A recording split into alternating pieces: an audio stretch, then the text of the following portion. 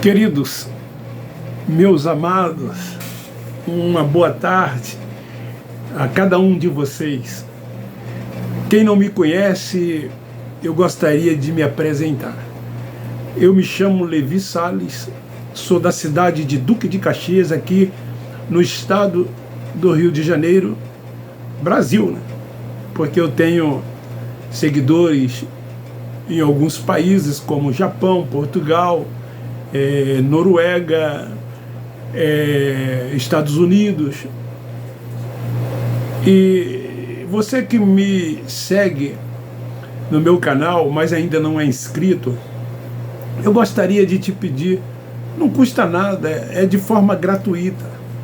Ali tem assim, se inscrever, é só apertar em cima, tem um sininho, aperta em todas, e aí todas as vezes que eu gravar os meus vídeos, o YouTube fará chegar até você. E também gostaria de te pedir, quando visualizar, dê um like, porque o like é muito importante.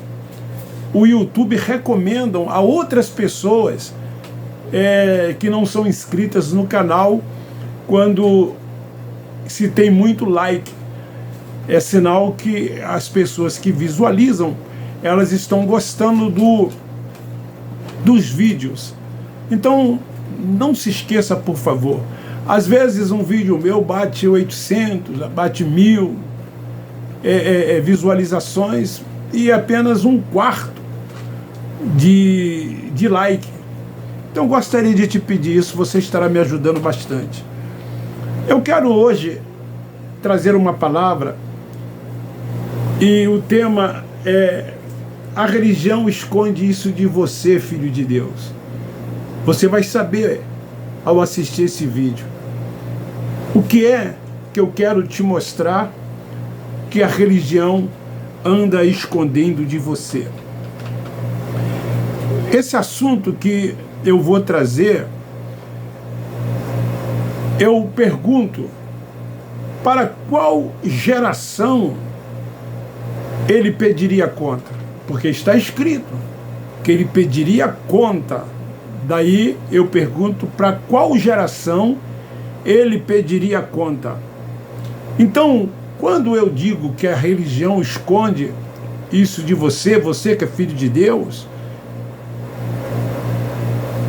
é isso. Ela leva tudo para gerações futuras. Tudo quanto Cristo Nazareno disse naquele aion, naquela geração, eles levam para gerações futuras, dizendo que todas aquelas profecias, que todos aqueles ditos por Jesus ainda iria acontecer, como eles hoje dizem que ainda vai acontecer. Deixe-te te dizer, Jesus de Nazaré era um judeu, nascido de mulher, está escrito em Gálatas, capítulo 4, versículo 4. Ele era a manifestação de Deus em carne. O que é que ele veio fazer? Cumprir a lei. Ele mesmo disse isso: eu vim cumprir a lei, buscar e salvar as ovelhas perdidas da casa de Israel. O apóstolo Paulo, ele ensina que a lei de Moisés, ela se tornou desnecessária depois que o Cristo Nazareno cumpriu toda a lei. Antes ela era importante, ela era necessária, ela foi dada pelo próprio Deus. Mas os judeus viveram em desobediência, não cumpriram a lei. A lei se tornou maldita sobre eles e eles estavam em estado de condenação. Então foi preciso que Cristo viesse, nascido de mulher, como a manifestação de Deus para cumprir a lei que eles, os judeus, não conseguiram cumprir. E uma vez cumprido a lei, ele disse: está tudo consumado. ele foi morto. E a última palavra foi tetelestai, está tudo consumado. Mas ele disse, quando aqui esteve, que ele voltaria em juízo para julgar. E ele voltou em juízo. Ouvir as nuvens significa voltar em juízo. Mas o sistema doutrinal evangélico, ele diz que Jesus ainda vai voltar. Tudo quanto acontece, eles dizem, a vinda de Jesus está próxima. Ele está voltando, se conserta, santifica a sua vida. Tudo que ocorre no mundo, eles dizem que são sinais da volta de Jesus, quando na verdade ele já veio. Os israelitas, aos quais pertenciam as 12 tribos de Israel, então todos os que receberam as leis dadas por intermédio de anjos no Monte Sinai, e eles que não cumpriram essas leis, então o juízo de Deus viria sobre eles. Jesus os pediria conta por não cumprir. O juízo viria sobre eles. Observa que no texto, na palavra, ele diz: a esta geração se peça conta. A geração do ano 70.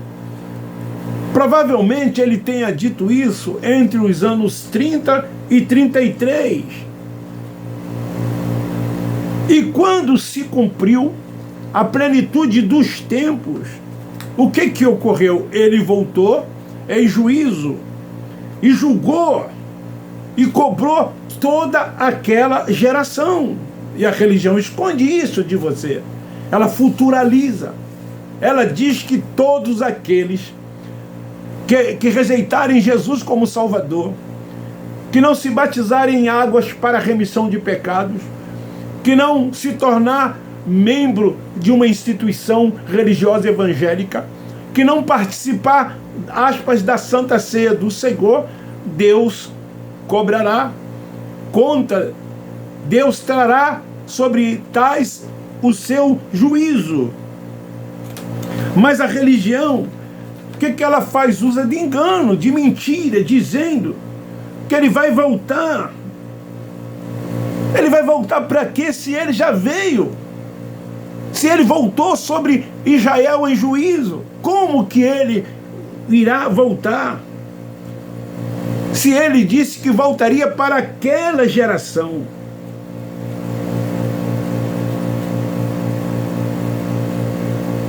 Se fosse assim, esses escritos não deveriam estar aqui, uma vez que ainda ele vai voltar. Se ele vai voltar, por que esses escritos estão aqui? Ele afirmando que voltará para aquela geração. Naquele presente, ele disse isso, que voltaria para aquela geração. Futuro, um futuro do subjuntivo, um futuro próximo, um futuro adiante, provavelmente de 30 e poucos anos. Por isso que ocorre as expressões brevemente, pouco tempo. Então não estava ele dizendo para gerações futuras. Ele estaria dizendo àquela geração. Ele pediria conta àquela geração. Os pais da igreja, Calvino, Lutero, Constantino e tantos outros, esconderam essas coisas de todos vocês, de todos nós. Eles nunca tiveram interesses que nós soubéssemos disso.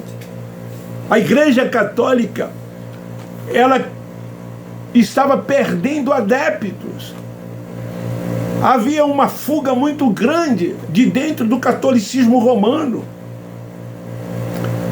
E ao esconder essas coisas, colocaria medo e pavor. E então eles voltariam a frequentar os templos religiosos. Junto de todas essas coisas, eles apresentaram um inferno como um lago de fogo e tormento eterno. Eles apresentaram Satanás como um ser espiritual que viria sobre a vida dos filhos de Deus para atormentá-lo. Uma vez colocando sobre eles esse medo, esse terror, esse pavor, os templos religiosos católicos voltariam a estarem com os filhos de Deus sendo subjugados e com fardos sobre os seus ombros. O que é que a religião evangélica também fez? Ela colocou também medo e pavor e terror nos filhos de Deus. Então eles escondem até hoje as verdades bíblicas, a sã doutrina. Eles não pregam essa verdade que nós, da graça de Deus, pregamos, para que os olhos sejam abertos, para que o entendimento venha, porque a salvação é na mente.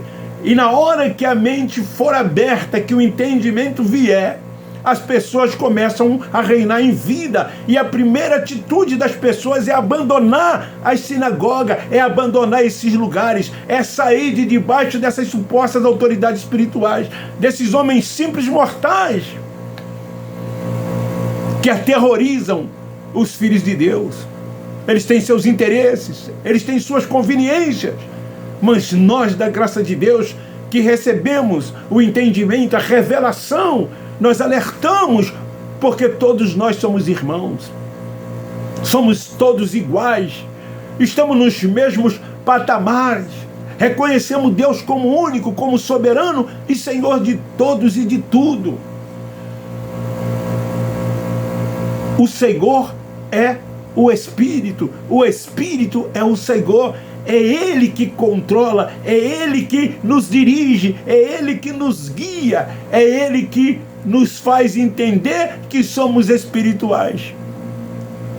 Mas a religião vive na prática das obras da carne, se submetendo a sacrifícios, a achismos, a preceitos, a rudimentos, como eu disse na mensagem de ontem, pensando estar agradando a Deus. E tudo quanto é feito dentro das religiões é sem entendimento. É sem entendimento. Nós não temos que frequentar nenhum templo, seja ele o templo que for, porque Deus não habita em templo feito pelas mãos dos homens.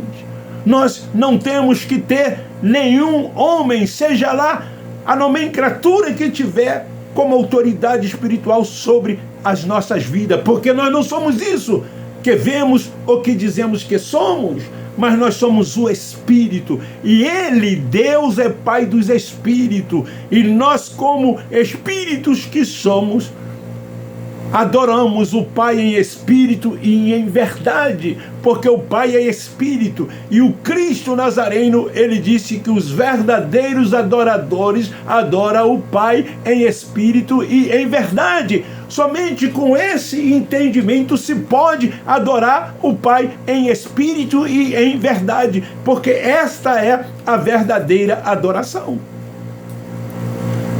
Mas quando se tem que fazer obras, mas quando ficamos debaixo dos rudimentos, dos preceitos,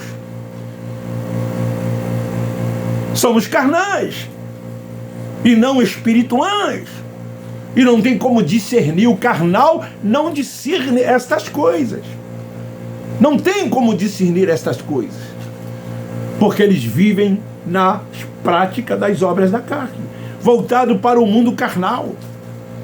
É por isso que eles não abrem mão dos templos religiosos, dessas tais reuniões que eles chamam de culto, cheio de ritos, de liturgias, de cerimoniais. aonde os homens buscam primazias, status, e estão em busca dos seus próprios interesses e das suas conveniências. E Deus aonde fica? Sabe aonde Ele fica? No nosso espírito. Nós que temos a visão, nós que temos a mente aberta, entendemos que é aqui que Ele habita. É em cada um de nós que Ele habita. Nós somos o seu templo, o seu tabernáculo, a sua morada. A nossa comunhão com Ele é constante. Nós não precisamos de mais nada dessas coisas que nos dias do Cristo Nazareno teve a sua importância, até que tudo fosse cumprido por Ele, como cumpriu em favor dos judeus, que era povo de Deus. E agora a Jerusalém não é mais física, ela é espiritual.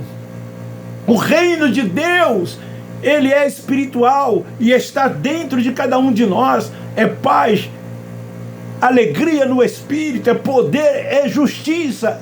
Esse é o seu reino. Enquanto aqui vivermos, em que iremos todos nós partir daqui, isso aqui voltará ao pó da terra, e o espírito que veio de Deus voltará para Deus. Então esta é a palavra. A religião esconde isso de você, filho de Deus. A quem Jesus estava dizendo que pediria conta? A quem? Aquela geração dos seus dias ou as gerações futuras? A geração de hoje, as gerações que estão por vir. Diz em Eclesiastes 1:4, geração vai, geração vem, mas a terra permanece para sempre. As nossas conquistas foram espirituais. Somente os espirituais entendem essas coisas. Se você ainda insiste a ser religioso, a viver dentro dessas sinagogas, a seguir homens, você é carnal.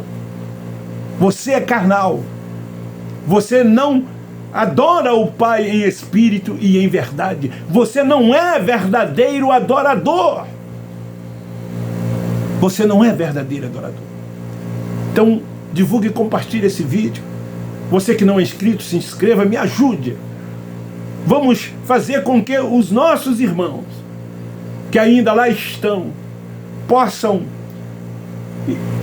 ter a mente aberta, os olhos abertos, e ter um entendimento, ser salvo na mente. Como nos dias do Cristo Nazareno, os discípulos foram ao mundo de Israel, e aqueles que creram foram salvos na mente. E uma vez salvos na mente, eles não passaram pela grande tribulação. Beijo no seu coração, um forte abraço. Eu termino dizendo: nós da graça de Deus amamos vocês. Graça neles